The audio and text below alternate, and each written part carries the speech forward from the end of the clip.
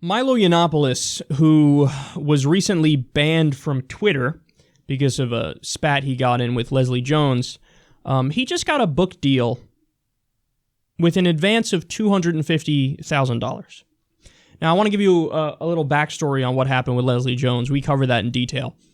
So, it looks to me like he started out just being a standard dick, just like kind of fucking around with her, and you know, it is what it is. It's Twitter. That's life online. What are you going to do? If you're going to regulate every time everybody's a dick, then I think everybody at one time or another would have to have their account shut down. So that's all fine and dandy. To me, it became an issue, the Leslie Jones thing, when he basically committed libel. So what he did is he had these fake tweets that somebody tweeted at him that were... It was like, it would say Leslie Jones, and then it would have her tweeting about, you know, faggot this, faggot that. Like, I think there was some anti-Jewish stuff too, some anti-Semitic stuff. So fake tweets somebody made up of Leslie Jones saying things she didn't say. And he tweeted it out to his however many, I don't know, hundreds of thousands maybe of followers that he had, and was like mocking her, like, oh, I can't believe you said this kind of thing. And she was like, I didn't say that. And you're like smearing my name in public by making it look like I said super anti-Semitic and homophobic shit. That's not okay. So on that, I mean, look, even with our super duper open free speech laws and with the First Amendment of the U.S. Constitution, which guarantees freedom of speech, there's no protection to do libel or slander. If you do libel or slander, now they're notoriously hard to prove, of course. But if you do libel or slander and it's proven, well, yeah, you're not allowed to do that, and there are consequences to it. That's against the law. So it looked to me, by my reading of the situation, yeah, he kind of brazenly committed libel or slander.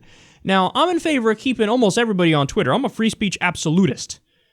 But if you commit libel or slander and the company says, hey, we don't want you on our site, of course they have the right to just take you off their site. There's no counter argument to that. So, when I didn't know that he did those fake tweets of hers, I was on his side, even though he's an asshole and I despise him. And I said, look, he's being a dick. What are you going to do? You can't ban every dick online.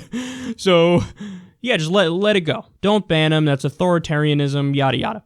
But it was those libelous tweets that sent me over the edge. And I was like, okay, I see where Twitter's coming from. And honestly, Milo should feel lucky that Leslie Jones didn't actually take him to a court of law, because the evidence was all there, and he did kind of commit a standard case of libel right there in public for everybody to see. So the guy's a douche. The guys are really, he says about himself, I'm the most notorious supervillain on the internet or something. So he's made trolling his thing. He's decided, this is what I do. I'm a supervillain online. I'm an asshole to people, and that's the point. The point is to be an asshole. So he's not trying to hide it, and he is a douchebag. I disagree with him on almost everything. But now, in response to this, him getting this book deal, Twitter lit up, and there were a lot of people who were super pissed. There were a lot of liberals who were basically tweeting at Simon & Schuster, who gave him the book deal, and they're like, come on, man, what are you doing? Fucking, you're going to reward hate, you're going to do this, you're going to do that. And they tried to pressure Simon & Schuster to stop the deal. So, this is where I part with liberals.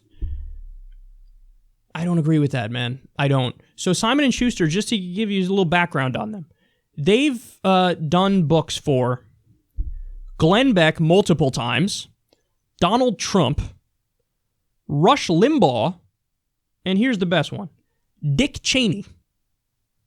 So apparently they are a tried and true far-right outlet that publishes books from these kinds of characters. I don't know, what do you want? What do liberals want? You just want anybody who does a book that we hate. And by the way, we hate for legit reasons. These guys are hateful idiots. I stress the idiot part. I know other liberals stress the hateful part. Oh, you're such a bigot and yada yada. To me, it's no, but the more important thing is they're just wrong about virtually everything they say. If you try to fact check Rush Limbaugh, fact checkers might commit suicide listening to a Rush Limbaugh show. I'm not sure he's ever said anything that's true. So, but that's the thing is I don't get it. So there's a lot of bigoted people, racist people, bad people. Like, you do realize that, for example, Mein Kampf is still in circulation. Like, you could buy that in a free society. You could buy Mein Kampf. You could buy the Communist Manifesto. You could buy books by fucking David Duke, if he has any, I don't know. But, like, you could buy all that shit because that's what a free society is. Like, you're allowed to have shit like that. And I agree with that. I mean, I don't, like, what do you want to do? You just want to ban people from writing books or ban the selling of books of people who are just not good people, who have shitty beliefs? Because there's no end to that. That's the slippery slope of all time. So, for example, we all might say, yeah, Milo's a prick, so let's try to get him to not have a book deal. But you do understand that to a Ted Cruz fan, I'm Milo Yiannopoulos. You do get that, right? You do get that a Ted Cruz voter looks at me and they go, he's the most vile, disgusting person ever. Look, he's against religion. He's against Christianity. He's against... That's not okay. They would say I'm like a communist, even though that's not true. I believe in social democracy. But they'd say, oh, he's in favor of state control of everything, and he's a vile asshole, and... they think my ideas are odious and terrible for a society. Again, I think they're wrong on that, but the point is, who's to say what's allowed and not allowed once you open that door? No, I want to allow all of it. I want to allow all of it while still having my opinions and my feelings that I have, and I can still say, hey, Rush Limbaugh's a douche, he's never been right about anything, Milo Yiannopoulos is a prick, he's a bad person who's inflicted harm on a lot of people. Like, I want to still say all that stuff, and I will say all that stuff, but I'm not going to say you're not allowed to write a book because I don't like you and you have political opinions that are odious. Because there's no bottom to that barrel. It goes, whoever your favorite commentator is or favorite public personality is, they're coming for him next. Guaranteed. So... Look, I get it. It's not a First Amendment issue because this isn't the government censoring somebody.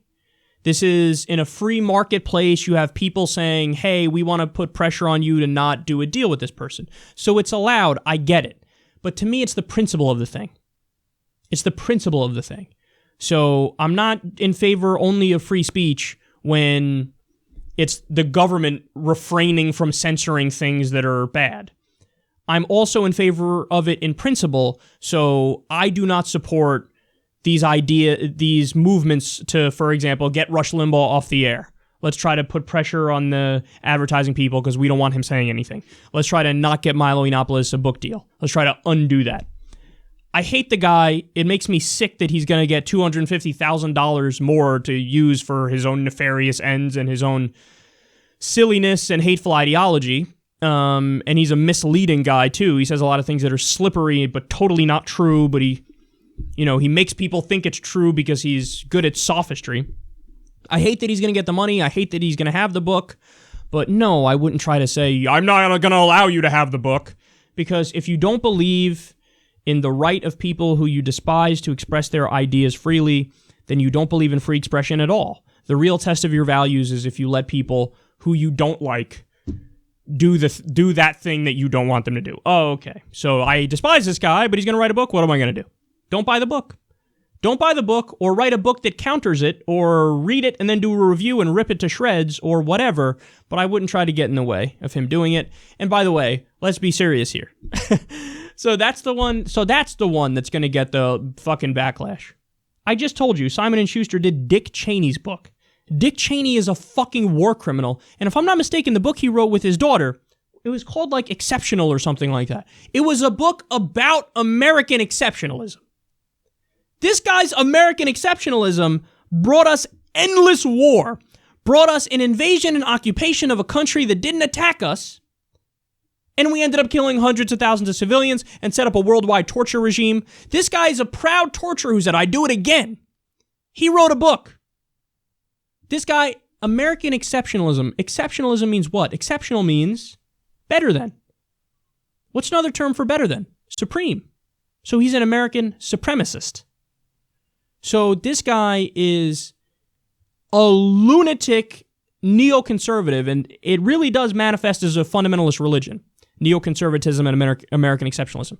This guy's a lunatic fundamentalist who supports torture, who supports invading countries that didn't attack us, who supports American power regardless of the consequences. He's a fucking war criminal, literally. And there appears to be more of a stink being made over this jackass, Milo Yiannopoulos, than Dick Cheney's book being produced with these people.